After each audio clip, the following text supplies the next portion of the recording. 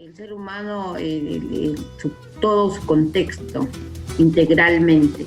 Bueno, a continuación escucharemos a Mónica Redondo, psicóloga, que nos hablará de la historia de la enfermería y de Evita, quien siempre se puso del lado del pobre, del desprotegido, y toma la profesión de enfermería y a las mujeres pobres, poniendo a la enfermería en un lugar de protagonismo, de lucha dentro de la salud pública, como lo hizo Ramón Carrillo. Ramón Carrillo nos decía esa frase que todos la recordarán, que enfermería es el corazón del hospital y de la salud, obviamente. Así que con ustedes, Mónica.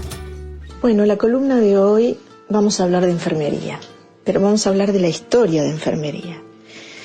Porque fueron enfermeras las que cuidaron de Evita hasta sus últimos días. Y fueron ellas el símbolo de los hospitales construidos por Ramón Carrillo en todo el país, donde las cortinas eran de terciopelo y cuando una mujer iba a parir se le regalaba un pijama y un ajuar. ¡Qué tiempos! Por supuesto yo no los viví, pero sí mis abuelos me contaban. Porque las mujeres y todo el pueblo se merecían los mismos lujos que los que podían pagar los que no eran pueblo. Esas eran palabras o convicciones de Eva Perón. Fueron enfermeras las que lucharon contra la malaria en cada rincón del país, en los albores del siglo pasado. También fueron ellas, junto a otros miles, que por venir del pueblo sabían en qué guardia, de qué hospital podía entrar un compañero herido para ser curado, operado y sin que nadie se enterara. Fueron golpeadas por la dictadura. Muchos de sus nombres están en un listado de desaparecidos en la entrada de la Facultad de Medicina, de Ciencias Médicas. En la década del 80 acompañaron al doctor Ferrara, impulsando equipos básicos de atención domiciliaria en la provincia de Buenos Aires. Y otra vez la enfermería. Con la llegada del neoliberalismo, fue la profesión más golpeada del sector de salud.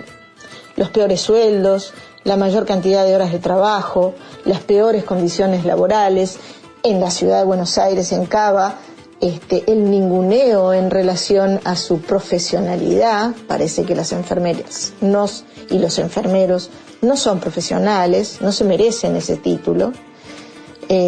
Quizás fueron castigados por la impertinencia de haberse formado y de querer incidir en las políticas que los concernían, que tenían que ver con ellos, y había que castigarlos ejemplarmente de esa posibilidad. También fueron golpeados los enfermeros y las enfermeras del Hospital Borda cuando destruyeron los talleres protegidos de la mano de Horacio Rodríguez Larreta y Vidal.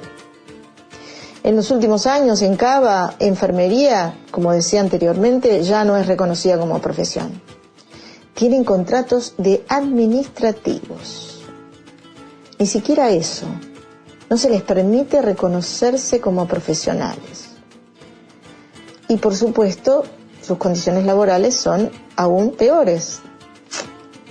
Porque no es solamente un deterioro subjetivo. También están detrás de esos enfermeros la valorización de su trabajo, sus familias, sus historias laborales. Y esto de estar al lado de aquel que las necesita, ¿no? Y en lugares de altísima exposición.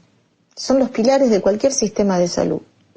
Por supuesto, el sector privado en la época neoliberal macrista y aún hoy en la ciudad de Buenos Aires disfrutó de las mieles o de las ventajas de la redistribución del personal de enfermería a costa de sus bajos salarios, y de su alta carga horaria, que hace que sus sueldos alcancen apenas para la canasta básica.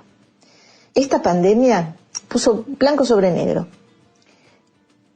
los problemas del neoliberalismo y esas supuestas afirmaciones falsas y convicciones del neoliberalismo, especialmente que el sistema de salud público no servía para nada. Y enfermería es una gran demostración de la utilidad del servicio, de la solidaridad y del del colectivo para el cual representan y para el cual trabajan. Muchos enfermeros ya a esta altura han dejado incluso sus vidas y lo seguirán haciendo. Se movilizaron,